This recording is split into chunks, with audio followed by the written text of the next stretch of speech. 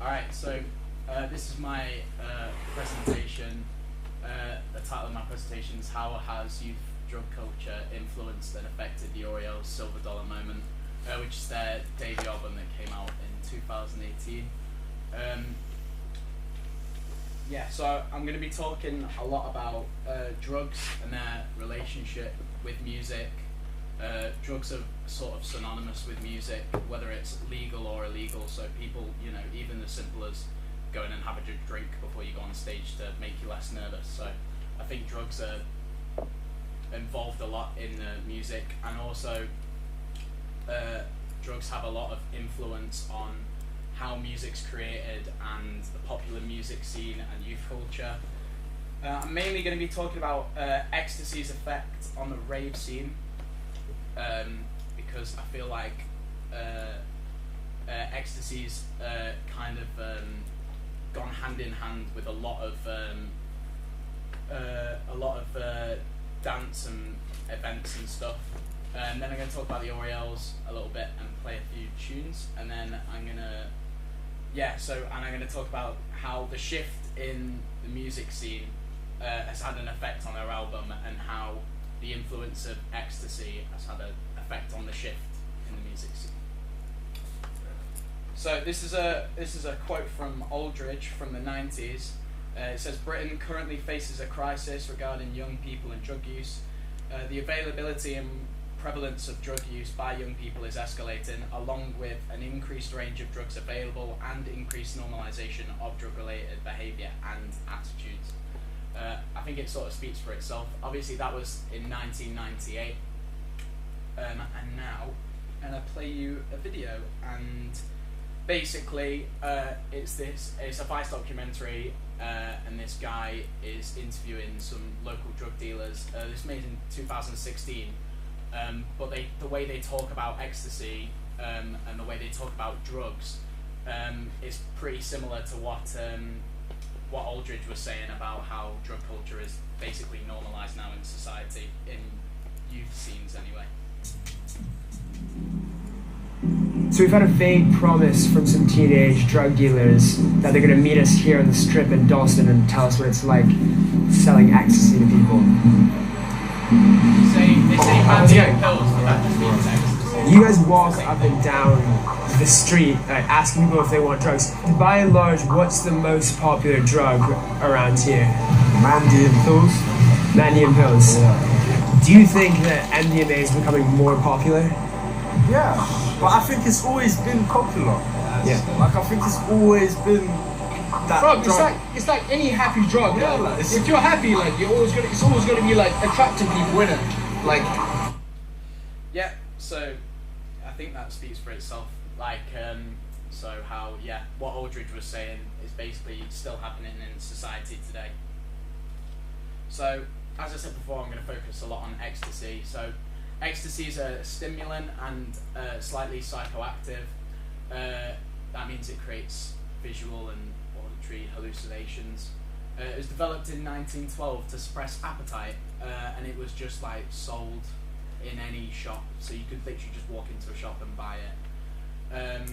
Then around the 50s, people sort of started to realise its effects, and it wasn't made illegal until 1985. It was made Schedule 1 by the USA government, and then because it was illegalised, people then obviously go, why is that illegal? They start to take it, they start to realise the effects. So really, whilst MDMA and ecstasy have been around since 1912, it wasn't really until the 1980s and 90s that people on a wider scale started to use it recreationally.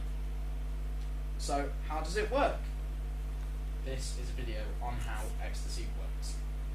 With an estimated 2 million pills being smuggled into the US every day, and 1/3 of students at universities like Stanford saying they've tried it, MDMA, or Molly, has become a popular drug of choice.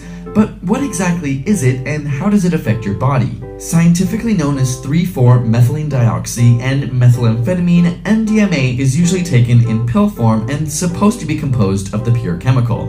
Ecstasy, on the other hand, is the term for MDMA, which has been chemically altered with other additives like amphetamine or caffeine. In its pure form, MDMA affects the neurotransmitters in your brain. Neurotransmitters are chemicals in your body which relay messages while also controlling things such as reflexes, emotion, and memory. In particular, the neurotransmitter called serotonin controls appetite, sleep, memory, learning, and in this case, mood. When something really great happens in your life, say you fall in love, there's an increase in the release of serotonin from nerve cells which ultimately stimulates your body and makes you feel happy.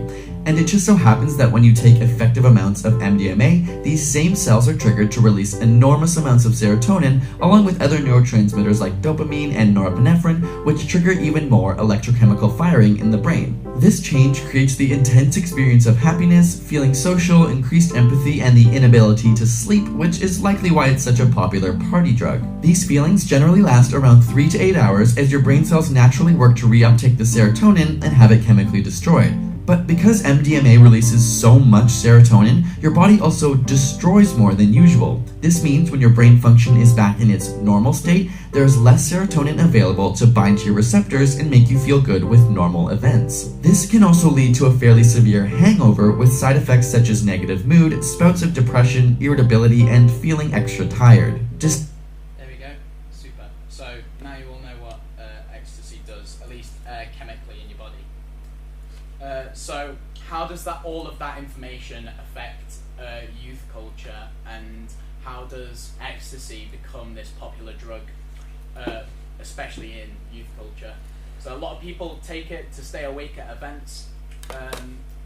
Events now can end anywhere from like 3 o'clock right up to 6 o'clock in the morning. My friends went to a New Year's event in London, and that started at 6 in the morning and ended at 2 in the afternoon. So events can be at literally any time. So people feel the need to take it so they stay awake and, you know, party and have a good time. A lot of people choose it over alcohol sometimes, mainly because it's cheaper. If you think about it, if you're just buying a small pill of ecstasy, that's going to cost anywhere from, I don't know, like £5 to £20. Whereas if you buying lots of drinks over a night to, you know, keep yourself going, that's obviously going to rack up and cost a lot more money. And then, because obviously people take it to stay awake at events, it requires later closing times for clubs, so to residents in the area, that can cause a bit of a problem. So how does all of this relate to music? Ecstasy became synonymous with dance events in the 90s and early 2000s. And even today it's still very synonymous with dance events. Because of its popularity, because of all these dance events now becoming more popular and people are starting to use ecstasy in them, it's caused a shift in genre. So if you look at the 90s, for example, when ecstasy was just starting to become popular, there was still a lot of rock bands, so bands like, you know, Nirvana, Foo Fighters, like Oasis, Blur in the English scene, loads and loads and loads and loads and loads of great rock bands were creating lots of music then. And even today there's still lots of rock bands that create loads of great music, but you can see the dance culture's effect on rock music. If you look at like the Billboard Top 100, like if you look at their top 10 rock songs for the decade, the top 3 are Imagine Dragons songs, which it's like a pop rock band, and then there's 2 21 Pilots songs, and they're more like reggae influenced with dance music. So you can sort of see the shift from the effect that MDMA has on the dance music scene. You can see that shift from even in genres like rock. Because of ecstasy's popular use, it started to become used in raves. So the rave culture is obviously quite anti-establishment, and because of that, people take illegal drugs because it's also quite anti-establishment to take things that are illegal. So how does ecstasy have an influence on dance music? So obviously people going to these events, they're going to be taking ecstasy. A lot of people are taking ecstasy, so the dance events and the DJs want to try and cater for that audience. So drums and bass get way louder because people want to dance. They want everything to be more rhythmic. So the drums and bass get louder and they get more locked in as a rhythmic unit. Percussion, there's more percussion, so things like tambourines, shakers, all rhythmic devices to create more of a dance-like atmosphere. And rhythmic devices as well, so things like syncopation, and then halving note values, and then doubling the notes, so things like etc. There's more electronic instruments, because obviously DJs are just stood there with a laptop rather than having live players. But because of Ecstasy's psychoactive effects, music sounds really good to people on Ecstasy, so these electronic instruments are influenced by more atmospheric sounds. So I'm going to show you some effects now that are used. I'm going to show them on a guitar, but obviously they're going to be in dance music, they'll be used on synths and stuff. So this is a delay. I'm sure a lot of you already know what all of these do, so I'm not going to spend too much time talking about this. I'm just going to be quite quick.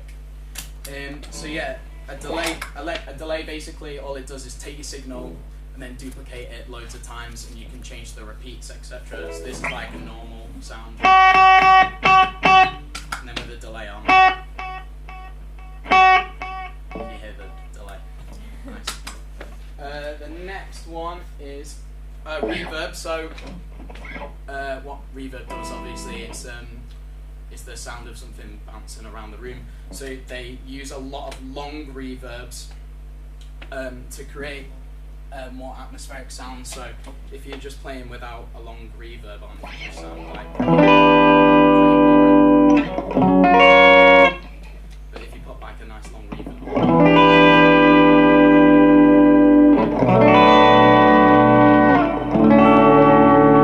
on, makes it sound nice and atmospheric. Pretty. The next one I'm going to talk about is phaser. Now what that does is it duplicates your signal, and then it shifts it a little bit along the phase, and what it does is, as you can see, because of how the waveforms are going to interact, certain parts are going to get boosted from the original signal, and certain parts are going to get cut out, and it makes this really interesting sort of wavy type sound. Starts with it off and then starts with it on. So it makes that really weird wavy type sound. And then a chorus, all that does is it takes your original signal, duplicates it, modulates it, and then delays it very slightly. So basically all it does is make the signal sound like there's more of the same thing played at the top. So this is like without.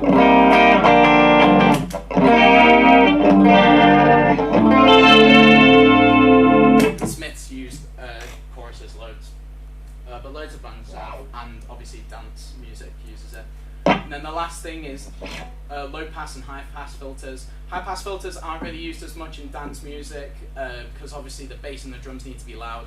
They're more in the low frequencies, so they tend to not use as many high pass filters. But low pass filters often used to make sort of wah-like effects or like talking sort of effects. So this is the signal without, and then with. So yeah, so that's all the effects that dance music uses in order to make it sound more atmospheric. Right, now I'm going to finally talk about the Oriels. The Oriels are a 4-piece from Halifax, originally a 3-piece when this album was written, although Alex Stevens did have some part in writing it. It's got Esme and Sidoni Hand-Halford. Esme plays bass and is lead vocalist, and Sidoni plays drums. And who I'm mainly going to be talking about is Henry Wade, who's the guitarist, and his use of effects and how those effects are influenced from dance music. The band on Spotify called themselves Post-Disco Punk, and their first LP, which was Silver Dollar Moment, was released on the 16th of February 2018. Here's a little clip.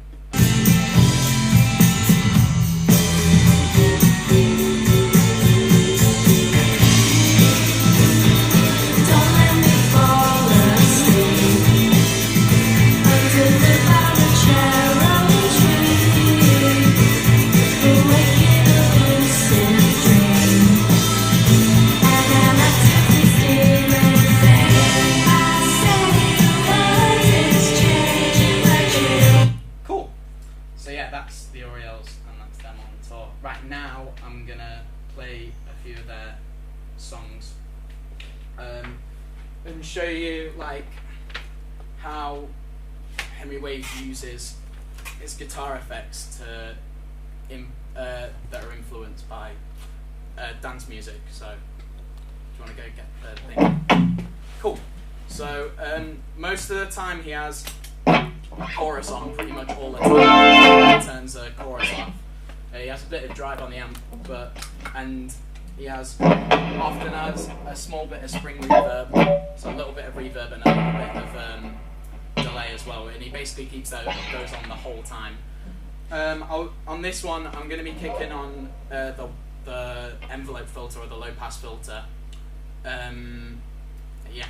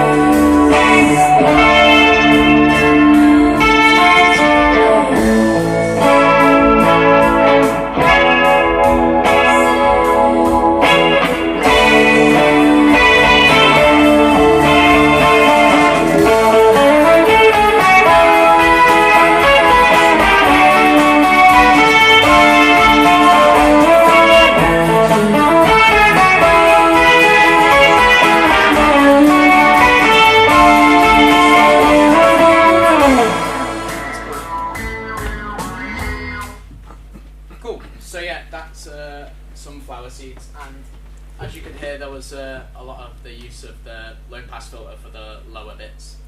That slow. Oh yeah, and that's another thing. Sorry, I forgot to mention. The song slows down and speeds up. So again, that's the influence of dance music, rhythmic devices, and stuff. Right, the next one's called Blue Suitcase. This is more funk influenced. There's still a lot of dance influences on this song, mainly the opening and how the bass interacts with the guitar part, and then also the use of the phaser, and as well the wah comes back later on, and this one also slows down and speeds up. Yeah. Yeah.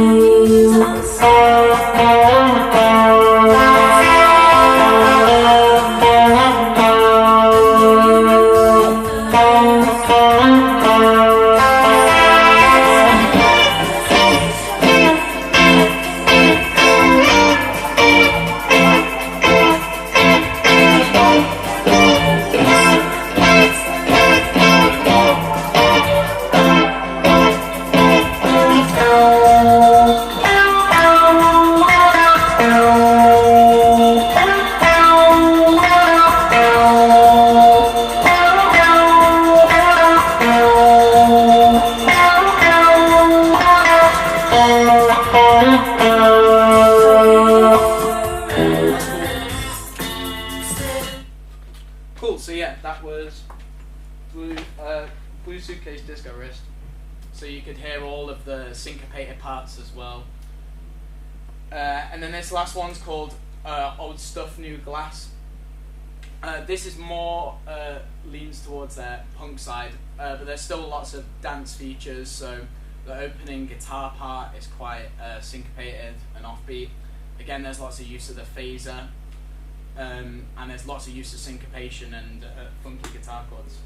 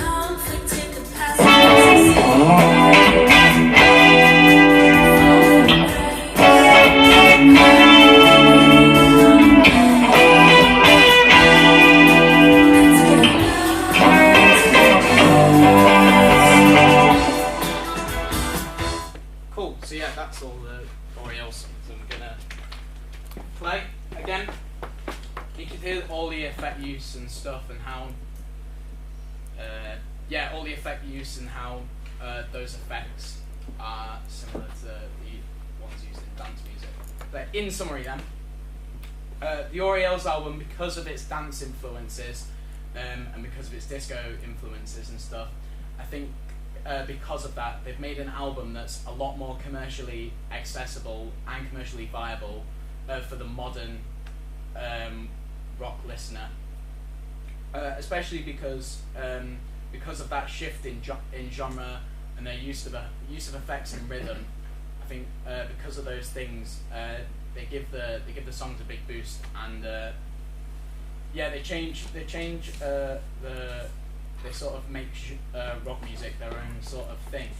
But obviously, as I said before, the band's obviously massively influenced by dance music and rave music, and because rave music and dance music is linked with ecstasy use, you sort of can see the through line there. That's my thought process.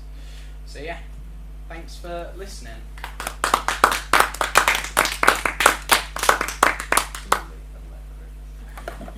What? What's that mean? So, the Orioles, they're like friends of yours, aren't they? No. Are they not? Well, I sort of know Alex. Are you like fanboy for them? Well, Alex has his own side project called Strawberry Guy. Me and Charlie have seen him a few times in Liverpool. Right. And I'm mates with one of the guys who plays in that. Right. But we're not like mates with them. No, like we've never met them. We've just seen them live, haven't we? Are they from Liverpool then? No, they're from Halifax, Oh, yeah. but they all went to uni at Liverpool. They all lived Right. in Smithton. I Right. don't think they came to this uni. I think they went to Lipper or something. I'm not too sure. And is that how many views? That's 6,000. Is that on YouTube? Yeah, but they're all their recordings have got like 100,000 and stuff. What? Oh, right, great. Okay. So yeah, so they're doing okay. Yeah. Their next album's like out in February at some point. They They're sound getting, like, quite. Radio 1 time and stuff. They sound like you know, they wouldn't go. It wouldn't be out of place playing a gig with you lot. You know, that kind of thing. I don't know if I don't know what kind of genre you'd say they were, or is it more like Yeah, I'd agree with them, like the post-disco punk thing. post-disco punk? Yeah. Yeah, that's a nice little handle, isn't it? Okay, good stuff. Thank you. So Emma, do you want to get yourself